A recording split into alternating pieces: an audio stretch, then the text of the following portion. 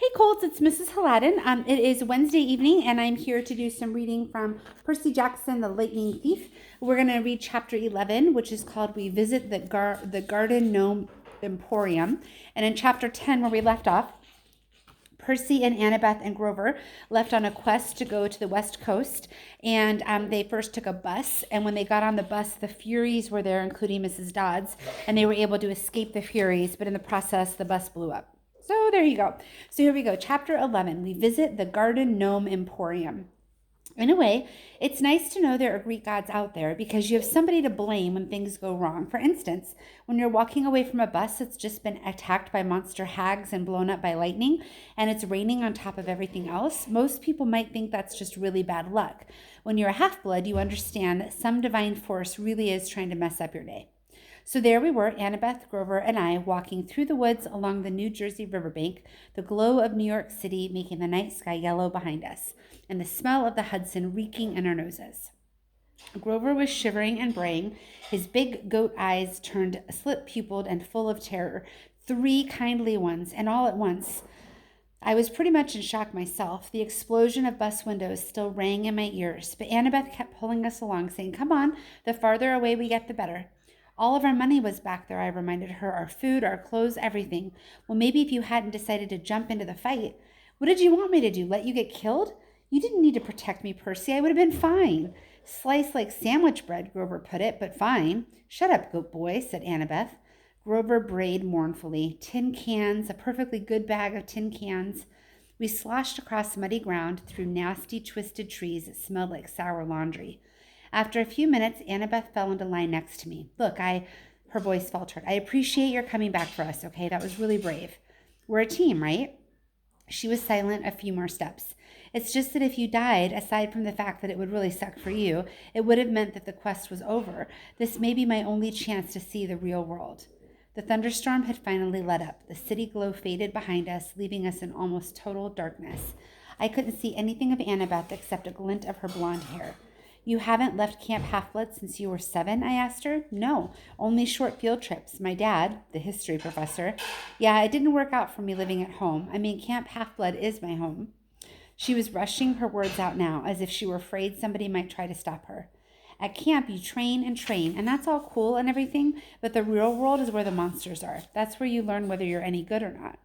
If I didn't know any better, I would have sworn I heard doubt in her voice. You're pretty good with that knife, I said. You think so?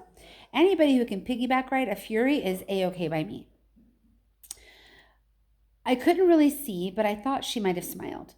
You know, she said, maybe I should tell you something funny back on the bus. Whatever she wanted to say was interrupted by a shrill toot-toot-toot, like the sound of an owl being tortured. Hey, my reed pipes still work, Grover cried. If I could just remember a Fine Path song, we could get out of these woods. He puffed out a few notes, but the tune still sounded suspiciously like Hilary Duff. Instead of finding a path, I immediately slammed into a tree and got a nice-sized knot on my head. Add that to the list of superpowers I did not have, infrared vision. After tripping and cursing and generally feeling miserable for another mile or so, I started to see light up ahead, the colors of a neon sign. I could smell food, fried, greasy, excellent food. I realized I hadn't eaten anything unhealthy since I've arrived at Half-Blood Hill, where we lived on grapes, bread, cheese, and extra lean nymph-prepared barbecue. This boy needed a double cheeseburger. We kept walking until I saw a deserted 2-lane road through the trees. On the other side was a closed-down gas station, a tattered billboard for a 1990s movie, and one open business, which was the source of the neon light and the good smell. It wasn't a fast food restaurant like I'd hoped. It was one of those weird roadside curio shops that sell lawn flamingos and wooden Indians and cement grizzly bears and stuff like that. The main building was a long, low warehouse surrounded by acres of statuary. The neon sign above the gate was impossible for me to read because if there's anything worse than my dyslexia than regular English, it's red cursive neon English. To me, it looked like Antium Mesgurdian Gomen Meporium. What the heck does that say? I asked. I don't know, Annabeth said. She loved reading so much I'd forgotten she was dyslexic too. Grover translated. Auntie M's Garden Gnome Emporium. Flanking the entrance as advertised were 2 cement garden gnomes, ugly, bearded little runts, smiling and waving as if they were about to get their pictures taken. They crossed the street, following the smell of the hamburgers. Hey, Grover warned. The lights are on inside, Annabeth said. Maybe it's open. Snack bar, I said wistfully. Snack bar, she agreed. Are you too crazy, Grover said. This place is weird. We ignored him. The front lot was a forest of statues, cement animals, cement children, even a cement satyr playing the pipes, which gave Grover the creeps. Blah ha ha, he bleated. Looks like my Uncle Ferdinand. We stopped at the warehouse door. Don't knock, Grover pleaded. I smell monsters.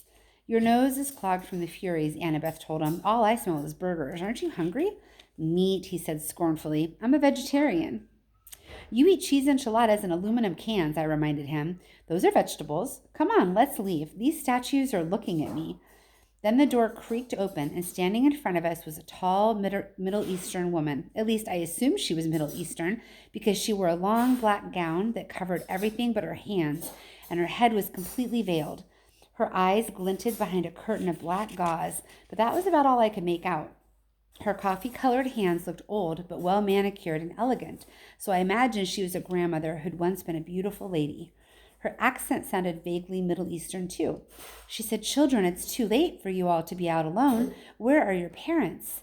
They're, Annabeth started to say. We're orphans, I said. Orphans, the woman said. The word sounded alien in her mouth, but my dear, surely not. We got separated from our caravan, I said. Our circus caravan. The ringmaster told us to meet him at the gas station if we got lost, but he may have forgotten, or maybe he meant a different gas station. Anyway, we're lost. Is that food I smell? Oh, my dears, the woman said. You must come in, poor children. I am Auntie M. Go straight through to the back of the warehouse, please. There's a dining area. We thanked her and went inside. Annabeth muttered to me, Circus caravan? Always have a strategy, right? Your head is full of kelp. The warehouse was filled with more statues, people in all different poses, wearing all different outfits with different expressions on their faces. I was thinking you'd have to have a pretty huge garden to fit even one of these statues because they were all life-size, but mostly I was thinking about food.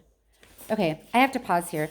This sounds like the most ridiculous thing that they're about to do, to go into this garden store where all the people are life-size wearing different kinds of outfits. Does that not seem creepy to you? I don't think this is a good choice. I wonder what's going to happen. Go ahead, call me an idiot for walking into a strange lady's shop like that because I was hungry, but I do impulsive stuff sometimes. That's exactly what I was saying. Plus, you've never smelled Auntie M's burgers. The aroma was like laughing gas at the dentist's chair. It made everything else go away. I barely noticed Grover's nervous whimpers or the way the statue's eyes seemed to follow me or the fact that Auntie M had locked the door behind us. Oh my gosh, I cannot believe they're in this place. All I cared about was finding the dining area, and sure enough, there it was at the back of the warehouse, a fast food counter with a grill, a soda fountain, a pretzel heater, and a nacho cheese dispenser. Everything you could want, plus a few steel picnic tables out front. Please, sit down, Auntie M said. Awesome, I said. Grover said reluctantly. We don't have any money, ma'am. Before I could jab him in the ribs, Auntie M said, No, children, no money. This is a special case, yes? It's my treat for such nice orphans. Thank you, ma'am, Annabeth said. Auntie M stiffened as if Annabeth had done something wrong, but then the old woman relaxed just as quickly, so I figured it must have been my imagination. Quite all right, Annabeth, she said. You have such beautiful gray eyes, child. Only later did I wonder how she knew Annabeth's name, even though we'd never introduced ourselves. Our hostess disappeared behind the snack counter and started cooking. Before we knew it, she'd brought to us plastic trays heaped with double cheeseburgers, vanilla shakes, and extra large servings of French fries. I was halfway through my burger before I remembered to breathe. Annabelle slurped her shake.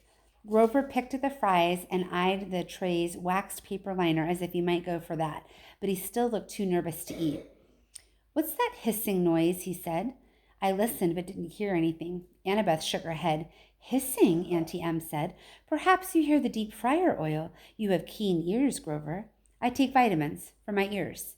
That's admirable, she said, but please relax. Auntie M ate nothing. She hadn't taken off her headdress even to cook, and now she sat forward and interlaced her fingers and watched us eat. It was a little unsettling having someone stare at me when I couldn't see her face, but I was feeling satisfied after the burger and a little sleepy, and I figured the least I could do was try to make small talk with our hostess. So, you sell gnomes, I said, trying to sound interested. Oh, yes, Auntie M said, and animals, and people, Anything for the garden. Custom orders. Statuary is very popular, you know. A lot of business on this road? Not so much, no. Since the highway was built, most cars, they don't go this way now. I must cherish every customer I get. My neck tingled as if somebody else was looking at me. I turned, but it was just a statue of a young girl holding an Easter basket. The detail was incredible, much better than you see in most garden statues, but something was wrong with her face. It looked as though she was startled or even terrified. Ah, Auntie Em said sadly, you notice some of my creations do not turn out well. They are marred. They do not sell. The face is the hardest to get right. Always the face. You make these statues yourself? I asked. Oh, yes. Once upon a time, I had 2 sisters to help me in the business, but they have passed on, and Auntie Em is alone. I have only my statues. This is why I make them, you see. They are my company. The sadness in her voice sounded so deep and so real that I couldn't help feeling sorry for her. Annabeth had stopped eating. She sat forward and said, 2 sisters? It's a terrible story, Auntie Em said. Not one for children, really. You see, Annabeth, a bad woman was jealous of me long ago when I was young. I had a boyfriend, you know, and this bad woman was determined to break us apart. She caused a terrible accident.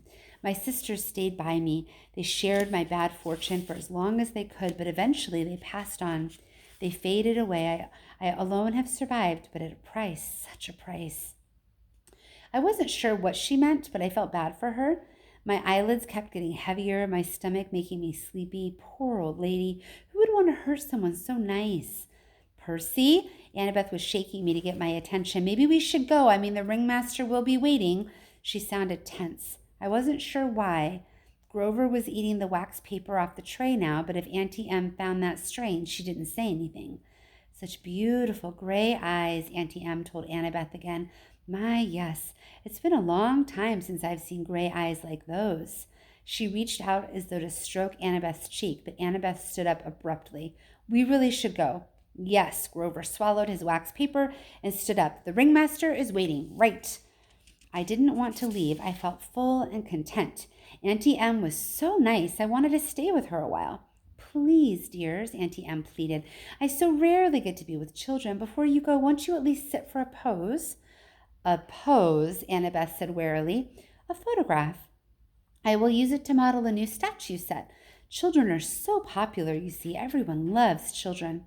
Annabeth shifted her weight from foot to foot. I don't think we can, ma'am. Come on, Percy. Sure we can, I said. I was irritated with Annabeth for being so bossy, so rude to an old lady who just fed us for free. It's just a photo, Annabeth. What's the harm? Yes, Annabeth, the woman purred. No harm. I could tell that Annabeth didn't like it, but she allowed Auntie Em to lead us back out the front door into the garden of statues. Auntie Em directed us to a park bench near the stone satyr. Now, she said, I'll just position you correctly. The young girl in the middle, I think, and the 2 young gentlemen on either side. Not much light for photos, I remarked. Oh, enough, Auntie Em said. Enough for us to see each other, yes? Where's your camera? Grover asked. Auntie Em stepped back as if to admire the shot. Now, the face is the most difficult. Can you smile for me, please, everyone? A large smile. Grover glanced at the cement satyr next to him and mumbled, That sure does look like Uncle Ferdinand. Grover, Auntie Em chastised, look this way, dear. She still had no camera in her hands. Percy, Annabeth said. Some instinct warned me to listen to Annabeth, but I was fighting the sleepy feeling, the comfortable lull that had come from the food and the old lady's voice. I will be just a moment, Auntie Em said. You know, I can't see very well in this cursed veil. Percy, something's wrong, Annabeth insisted. Wrong? Auntie Em said, reaching up to undo the wrap around her head. Not at all, dear. I have such noble company tonight. What could be wrong? That is Uncle Ferdinand, Grover gasped. Look away from her, Annabeth shouted. She whipped her Yankees cap onto her head and vanished. Her invisible hands pushed Grover and me both off the bench. I was on the ground, looking at Aunt Em's sandaled feet. I could hear Grover scrambling off in one direction, Annabeth in another, but I was too dazed to move. Then I heard a strange, rasping sound above me. My eyes rose to Auntie Em's hands, which had turned gnarled and warty, and sharp bronze talons for fingernails. I almost looked higher, but somewhere off to my left, Annabeth said, No, don't! More rasping, the sound of What do you think it is? Do you have any predictions? It's on her head. It's covered. Let's see. More rasping, the sound of tiny snakes right above me from right about where Auntie M's head would be. Run, Grover bleated. I heard him racing across the Yevel, yelling, Maya, to kickstart his flying sneakers. I couldn't move. I stared at Auntie M's gnarled claws and tried to fight the groggy trance the woman had put me in. Such a pity to destroy a handsome young face, she told me soothingly. Stay with me, Percy. All you have to do is look up.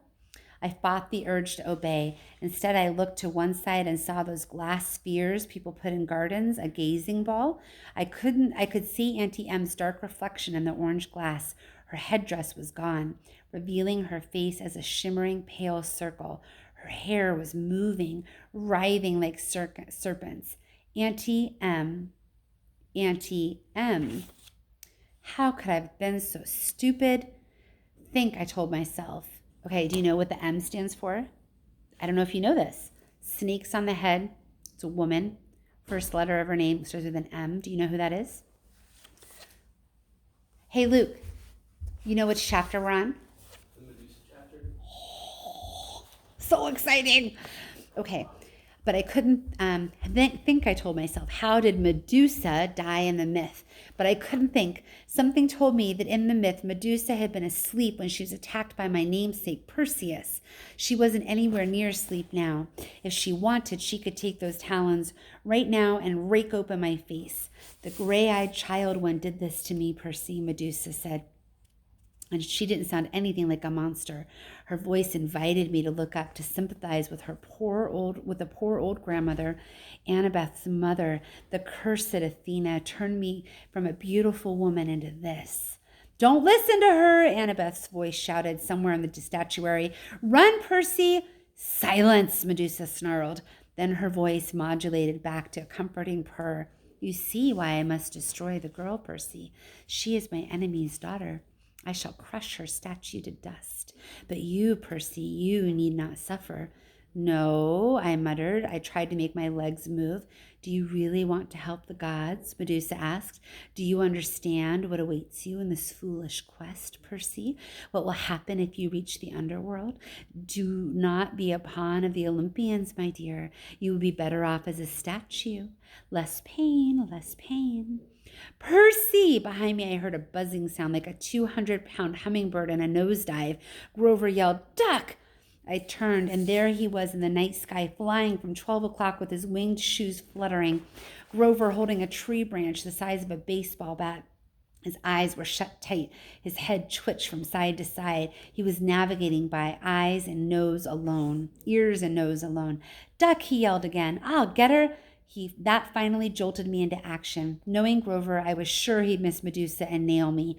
I dove to one side. Thwack! At first, I figured it was the sound of Grover hitting a tree. Then Medusa roared with rage. You miserable satyr, she snarled. I'll add you to my collection. That was for Uncle Ferdinand, Grover yelled back. I scrambled away and hid in the statuary while Grover swooped down for another pass. Kerwhack! Arg! Medusa yelled, her snake hair hissing and spinning. Right next to me, Annabeth's voice said, Percy! I jumped so high my feet nearly cleared a garden gnome. Geez, don't do that. Annabeth took off her Yankee cap and became visible. You have to cut her head off. What? Are you crazy? Let's get out of here. Medusa is a menace. She's evil. I'd kill her myself, but Annabeth swallowed as if she were about to make a difficult admission. You got the better weapon. Besides, I'd never get close to her. She'd slice me to bits because of my mother. You got a chance. What? I can't. Look, do you want her turning more innocent people into statues? She pointed at a pair of statue lovers, a man and a woman with their arms around each other, turned to stone by the monster. Annabeth grabbed a green gazing ball from a nearby pedestal. A polished shield would be better, she studied the sphere critically. The convexity will cause some distortion. The reflection size should be off by a factor of, would you speak English? I am, she tossed me the glass ball. Just look at her in the glass. Never look at her directly. Hey guys, Grover yelled somewhere above us. I think she's unconscious. Rawr! Maybe not, Grover corrected. He went in for another pass with a tree branch. Hurry, Annabeth told me. Grover's got a great nose, but he'll eventually crash. I took out my pen and uncapped it. The bronze blade of riptide elongated in my hand. I followed the hissing and spitting sounds of Medusa's hair. I kept my eyes locked on the gazing ball so I would only glimpse Medusa's reflection, not the real thing. Then, in the green-tinted glass, I saw her. Grover was coming in for another turn at that, but this time he flew a little too low. Medusa grabbed the stick and pulled him off course. He tumbled through the air and crashed into the arms of a stone grizzly bear with a painful umph. Medusa was about to lunge at him when I yelled, "Hey!" I advanced on her, which wasn't easy, holding a sword and a glass ball. If she charged, I'd have a hard time defending myself, but she let me approach. 20 feet, 10 feet. I could see the reflection of her face now. Surely it wasn't really that ugly. The green swirls of the gazing ball must be distorting it, making it look worse. "You wouldn't harm an old woman, Percy," she crooned. "I know you wouldn't." I hesitated, fascinated by the face I saw reflected in the glass, the eyes that seemed to burn straight through the green tint, making my arms go weak. From the cement grizzly, Grover moaned, "Percy, don't listen to her." Medusa cackled. "Too late." She lunged at me with her talons. I slashed up with my sword, heard a sickening schlock, then a hissing wind rushing out of a cavern, the sound of a monster disintegrating. Something fell to the ground next to my foot. It took all my willpower not to look. I could feel warm ooze soaking into my sock, little dying snake heads tugging on my shoelaces. "Oh, yuck," Grover said. His eyes were still tightly closed, but I guess he could hear the thing gurgling and steaming. Mega yuck. Annabeth came up next to me, her eyes fixed on the sky. She was holding Medusa's black veil. She said, "Don't move." Very, very carefully, without looking down, she knelt and draped the monster's head in black cloth, then picked it up. It was still dripping green juice. "Are you okay?" she asked me, her voice trembling. "Yeah," I decided, although I felt like throwing up my double cheeseburger. Why didn't the head evaporate? "Once you sever it, it becomes a spoil of war," she said. "Same as your minotaur horn. But don't unwrap the head. It can still petrify you." Grover moaned as he climbed down from the grizzly statue. He had a big welt on his forehead. His green rasta cap hung from one of his little goat horns, and his fake feet had been knocked off of his hooves. The magic sneakers were flying aimlessly around his head. "The Red Baron," I said. "Good job, man." He managed a bashful grin. "That really was not fun, though. Well, the hitting her with a stick part, that was fun. But crashing into a concrete bear, not fun." He snatched his shoes out of the air. I recapped my sword. Together, the three of us stumbled back into the warehouse. We found some old plastic grocery bags behind the snack counter and double-wrapped Medusa's head. We plopped it onto the table where we'd eaten dinner and sat around, too exhausted to eat or to speak. Finally, I said, "So we have Athena to thank for this monster?" Annabeth flashed me an irritated look. "Your dad, actually. Don't you remember? Medusa was Poseidon's girlfriend. They decided to meet in my mother's temple. That's why Athena turned her into a monster. Medusa and her two sisters, who had helped her get into the temple, they became the three Gorgons. That's why Medusa wants to slice me up. But she wanted to preserve you as a nice statue. She's still sweet on your dad. You probably reminded him of her of him." My face was burning. "Oh, so now it's my fault we met Medusa?" Annabeth straightened. "It's a bad imitation of my voice," she said. "It's just a photo, Annabeth. What's the harm?" "Forget it," I said. "You're impossible. You're insufferable. Hey," Grover interrupted. "You two are giving me a migraine, and satyrs don't even get migraines. What are we going to do with the head?" I stared at the thing. One little snake was hanging out of a hole in the plastic. The words printed on the side of the bag were, "We appreciate your business." I was angry, not just with Annabeth or her mom, but with all the gods for this whole quest, for getting us blown off the road and 2 major fights on the very first day away from camp. At this rate, we'd never make it to LA alive, much less before the summer solstice.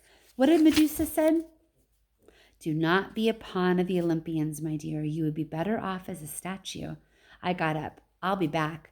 "Percy," Annabeth called after me. "What are you—" I searched the back of the warehouse until I found Medusa's office. Her account book showed her 6 most recent sales, all shipments to the underworld to decorate Hades and Persephone's garden. According to one freight bill, the underworld's billing address was DOA Recording Studios, West Hollywood, California. I folded up the bill and stuffed it in my pocket. In the cash register, I found $20, a few golden drachmas, and some packing slips for Hermes Overnight Express, each with a little leather bag attached for coins.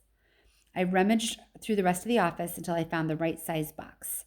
I went back to the picnic table, packed up Medusa's head, and filled out a delivery slip. The gods, Mount Olympus, 600th floor, Empire State Building, New York, New York, with best wishes, Percy Jackson.